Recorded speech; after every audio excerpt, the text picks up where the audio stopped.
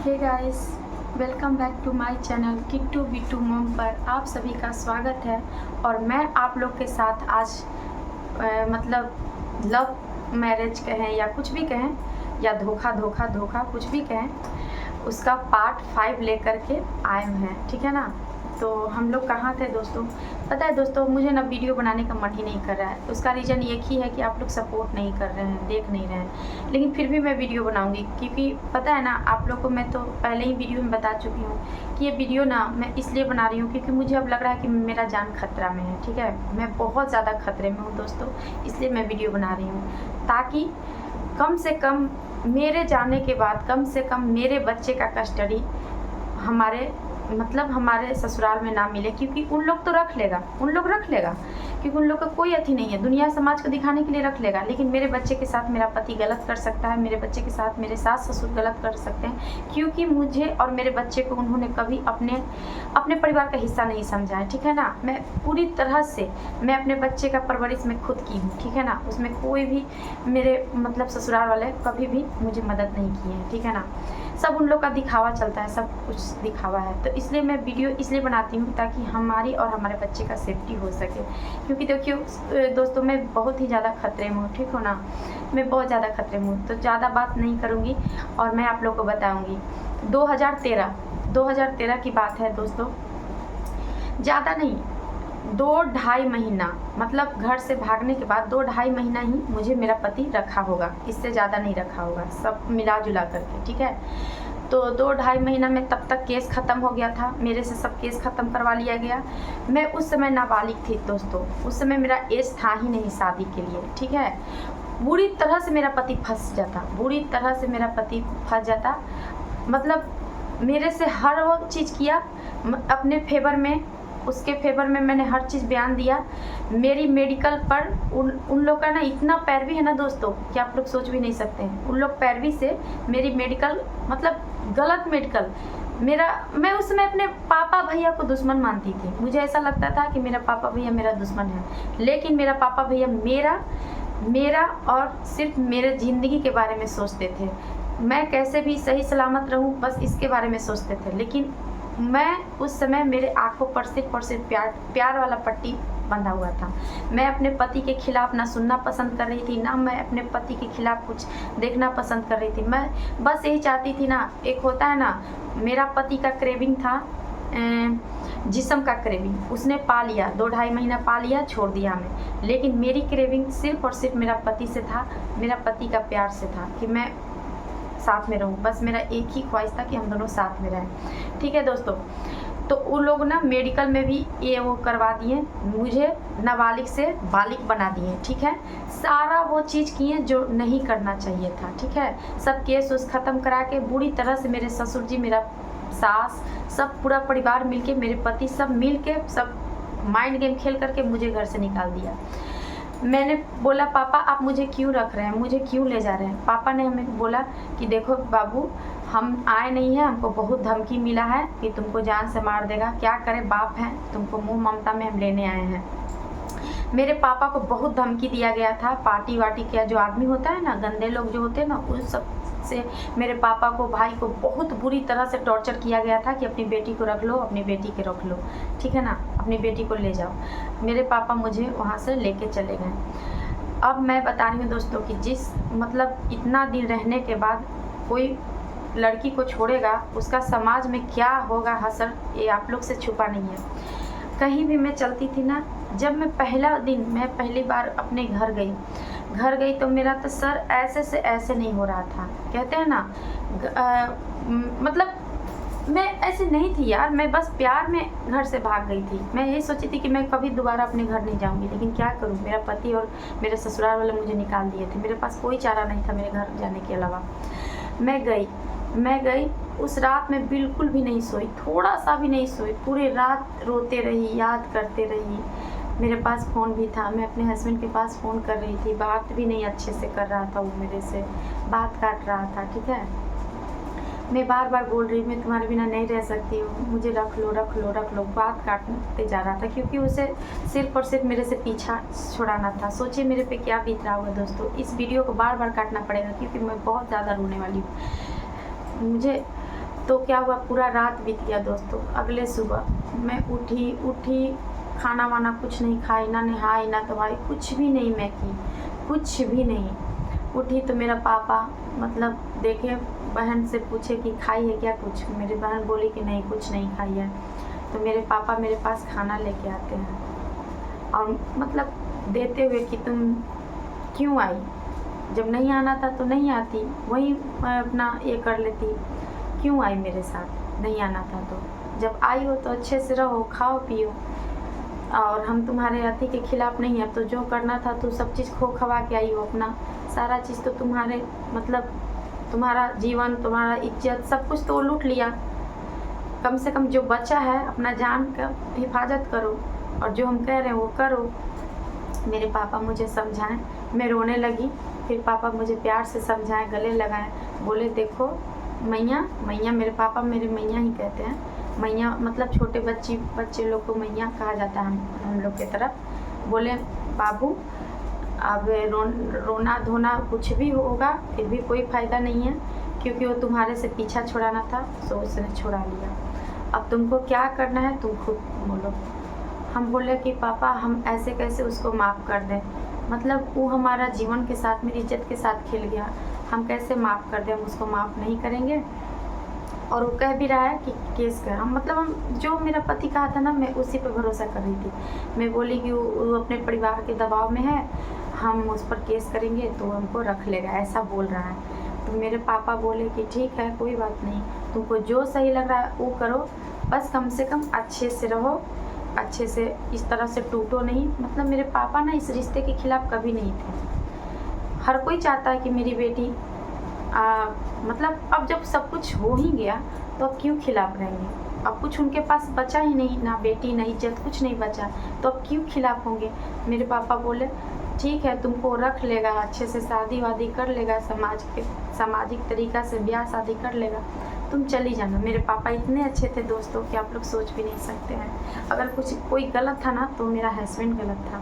कोई तो सोचता है कि माँ बाप अच्छे मिलते, लेकिन मेरे पापा इतने अच्छे थे ना कि उन्होंने बोला कि तुमको वो अपना लेगा, समाज के सामने शादी वादी कर लेगा, फिर तुम उसके साथ चली जाना, बाकी अभी तो तुम ठीक ही रहो। फिर मैं ऐसे दिन कटते गया, ज़्यादा नहीं 2-4 दिन, ठीक है। नहीं फिर अगले दिन मैं थाने में गई, ठीक है ना दोस्तों। थाने में गई, वहाँ रिपोर्ट लिखाया। सुन लीजिए वहाँ के पुलिस कैसा था, मतलब आज रिपोर्ट लिखा, आज हर चीज़ लिया, FIR किया, 2-3 दिन बाद मेरा मेडिकल जांच करवाया, ठीक है ना। तो मेडिकल जांच करवाया, तब तक मैं वही कपड़े में थी दोस्तों, मैं कपड़ा चेंज तक नहीं की थी, क्योंकि मैंने एकदम मेरा शुद्ध बुद्ध सब खत्म हो चुका था। मतलब ऐसे ही बस सोचती रहती थी। मेरा पापा मुझे मुंह में खिलाता था, मुझे पानी पिलाता था, मतलब मेरे पापा ही टेक केयर करते थे मेरे पूरी तरह से। जब एक होता है ना बच्चे को जैसे टेक केयर किया जाता है, वैसे मेरे पापा किए। मेरा जीवन मेरे पापा का देन है, बस यही मान लीजिए कि मेरा ज़िंदगी है तो मेरा पापा का देन है। तो मेरे पापा फिर मेडिकल के लिए मुझे ले गए, सब वहाँ मेडिकल जांच हुआ। मेडिकल जांच होने के बाद पुलिस दिलासा दी कि बहुत जल्दी पकड़ेंगे, लेकिन पता है दोस्तों 3 साल लग गया। 2013 से 2016 आ गया, बहुत जगह गई। पता है उस समय मतलब मैं कहाँ नहीं गई, मैं मुख्यमंत्री के पास गई उसकी गिरफ्तारी के लिए। मैं मतलब उसके बीच में क्या क्या हुआ मैं वो आप लोग को बताऊँगी पहले, ठीक है ना। तो FIR हो गया, फिर मैं घर आ गई। जब घर आने के बाद मेरा पति का बर्ताव बिल्कुल मेरे दम रूठा हो गया, मेरे से दम अथी हो गया। मैं फ़ोन करती रही कि अपना लो। अब ये क्या कर रहा है कि केस कर दी हो तो अपनाएंगे, नहीं अपनाएंगे। मैं बोली तुम भी तो बोले थे केस करने के लिए, लेकिन ये सब उसका माइंड गेम था, कैसे भी घर से निकालना था दोस्तों। मैं बहुत मासूम हूँ दोस्तों, मैं उन लोग का चाल कभी मैं समझी ही नहीं, आज भी नहीं समझती, अगर उन लोग के साथ इतना साल गुजारती नहीं तो, ठीक है ना। तो फिर बोला कि केस हटाओ, ये वो केस कर दी हो, अब हम तुमको नहीं रखेंगे। हमको पता नहीं क्या ऐसा मन में था कि ऐसा नहीं, मुझे लगा कि ये चाल है, ये सब चाल है, ये मुझे रखने वाला नहीं है, क्योंकि जिसको रखना होगा वो रख लेगा, केस तो ख़त्म हो जाएगा। वो बोल रहा है केस पहले हटाओ तब हम रखेंगे। हम बोले पहले रख लो फिर केस हम हटा देंगे। रख ही नहीं रहा था, ठीक है। हम इसका चाल समझ गए कि ये चाहता क्या है। फिर मुझे बहुत बुरा फील होता था दोस्तों। FIR तो हो गया था, लेकिन पुलिस बिल्कुल इतना सा भी मदद नहीं, बिल्कुल छानबीन नहीं, बिल्कुल गिरफ्तारी नहीं, कुछ नहीं, बस पैसा खा के बैठ गया था पुलिस। आज भी वही करता है, नाक मुंह फुला फुला के मारता है, ब्लड निकाल निकाल के मारता है, लेकिन पुलिस कुछ नहीं करती है। मैं उससे ज़्यादा नफरत अपने थाना में जो पुलिस है ना, जो पुलिस है वहाँ के थानेदार से नफरत करती हूँ। ऐसे घटिया है, ऐसे पैसे खाते हैं। तो वहाँ से मैं घर गई, मेडिकल जांच करा करके घर गई तो मैं ऐसी रोती रहती थी, बिलखती रहती थी, बहुत दर्द में हुई। फिर एक दिन मैं अपने पापा से बोली कि पापा मुझे ना बहुत ज़्यादा ये लग रहा है, मैं यहाँ नहीं रह पाऊँगी। मैं अपने पापा से बोली पापा मैं यहाँ नहीं रह पाऊँगी, मुझे यहाँ बहुत ज़्यादा दर्द हो रहा है, तकलीफ़ हो रहा है। तो पापा बोले कि आखिर तुम्हें यहाँ से क्या दिक्कत है, अच्छे से रह रही हो, खा रही हो, पी रही हो, सुरक्षित हो, यहाँ से ज़्यादा तुम्हें कहाँ सुरक्षित रहेगा। मैं बोली सब कुछ ठीक है पापा, बस मैं यहाँ नहीं रहूँगी, मैं समाज के सामना नहीं कर सकती हूँ, मुझे बहुत बुरा लगता है, मैंने अपना इज्जत आबरू सब खो दिया है, मुझे कोई हक नहीं है घर में रहने का। मैं ऐसा एकदम पागल के जैसा हो गई थी दोस्तों, मुझे कोई हक नहीं है कि मैं यहाँ रहूँ, मतलब मुझे यहाँ रहना ही नहीं है पापा, आप मुझे अनाथ आश्रम में लेके चलो पापा। मैं बहुत रोने लगी। उस समय के स्थिति में आप लोग को जब काश मैं दिखा पाती दोस्तों, आप लोग के कलेजा फट जाता, एकदम पगली की तरह बन गए थे दोस्तों, बहुत दर्द में रहते थे, बहुत दर्द में कि कैसे कोई हमको छोड़ दिया है। तो पापा बोले कि हम कहाँ खोजने जाएं, कहाँ रहोगी तुम, ऐसे कैसे हम तुमको छोड़ दें।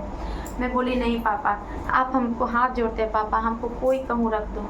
तो ऐसे ही मतलब हम ना ऐसे ही कैसे मतलब हेल्पलाइन वगैरह होता है ना, महिला हेल्पलाइन, तो ऐसी पापा पता लगाएं कि अपने ज़िला में कोई ऐसा कुछ है क्या। तो पता लगाएं तो पता लगा कि महिला हेल्पलाइन एक होता है। महिला हेल्पलाइन में मतलब कुछ नहीं किया जाता यार, वहाँ तो हम भी बहुत रहे लेकिन कोई मदद भी नहीं। लेकिन हाँ, औरतों को जो जिसका कोई नहीं है 2 4 10 दिन 2 महीना 6 महीना रखा जाता है, ठीक है ना। तो मैं वो मैडम का नंबर लेके आए, पापा का नंबर लेके आए। मैं उस मैडम से बात की कि मैडम ऐसा ऐसा बात है।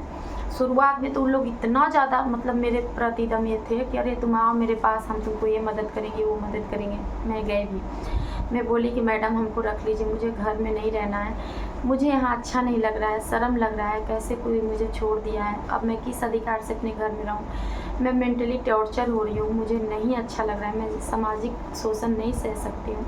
मैं अपना सब तकलीफ़ बोली कि मुझे मेरे परिवार बहुत ही अच्छे हैं, मेरे परिवार से कोई दिक्कत नहीं है, लेकिन मैं अपने परिवार को मैं अपने वजह से शर्मिंदगी नहीं होना देना चाहती हूँ। मेरा यही सोच था दोस्तों। आज भी मैं अपने परिवार मतलब मैं अपने भाई को देखिए 8 साल हो गया है, अभी तक मैं अपने भाई पे, मेरा भाई जानता भी नहीं है कि मैं इस हालत में, ठीक है दोस्तों। तो मैं ना वहाँ हेल्पलाइन में गई, हेल्पलाइन में 1 दिन बीता, 2 दिन बीता, 3 दिन, मतलब कभी भी मेरा हस्बैंड मुझसे मिलने नहीं आया दोस्तों। मेरा हस्बैंड कभी भी नहीं। वहाँ मेरे जैसे लड़की आती थी जाती थी, 1000 औरतें आते थे अपने पति के साथ जाते थे। वहाँ कोई ऐसा नहीं है, कोई पुलिस वेलिस वाला मामला नहीं रहता है, कोई भी आप किसी से भी मिल सकते हो, ठीक है दोस्तों। तो मैं ना वहाँ बस अपने हस्बैंड का इंतज़ार करती थी कि कभी ना कभी मेरा हस्बैंड मुझे रख लेगा, अपनाएगा, जब देखेगा कि मेरे पास कोई रास्ता नहीं है, साधन नहीं है।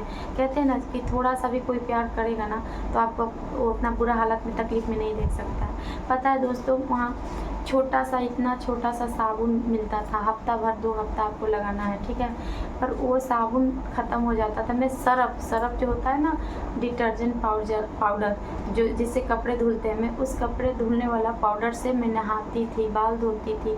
इतना गंदा सब्जी दाल, वहाँ पानी जैसे सब्जी, एकदम दाल पानी जैसा, पूरे दिन में मतलब 2 रोटी सुबह में मिल गया। उस समय की बात कर रही हूँ दोस्तों। लेकिन मुझे खाना पीना से मतलब नहीं था कि मुझे हेल्पलाइन में कैसा खाना मिलता था। आज तो बहुत अच्छे चीज़ मिलते हैं दोस्तों, लेकिन मुझे सिर्फ इतना था कि मैं सब दुख सह लूँगी, लेकिन मेरा पति कभी ना कभी आएगा, मुझे हाथ थाम के यहाँ से बाहर निकालेगा। मैं यही सोचती थी।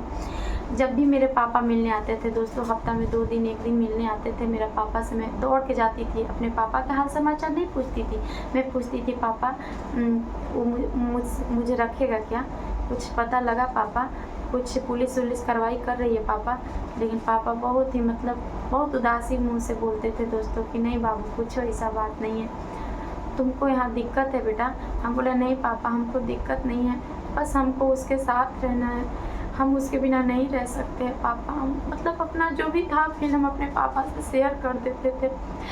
पता है दोस्तों मतलब 1 साल हम रह गए थे, ठीक है, कोई को है 1 साल नहीं रखा गया था, हमको सिर्फ रखा गया था क्योंकि मेरे पास कोई जगह नहीं था दोस्तों, कोई भी जगह नहीं था मेरे पास, हमको रहना पड़ रहा था। लेकिन वहाँ भी लोग पैर भी लगा दिए, मेरे जो हस्बैंड है ना उसके जो परिवार है वहाँ भी पैर भी लगा दिए। क्यों? क्योंकि मैं वहाँ रह रही थी तो इन लोग को लगा कि अगर बेसहारा हो जाएगी रोड पे रहेगी तो मेरा केस उस ख़त्म हो जाएगा, या मर जाएगी या मार देंगे।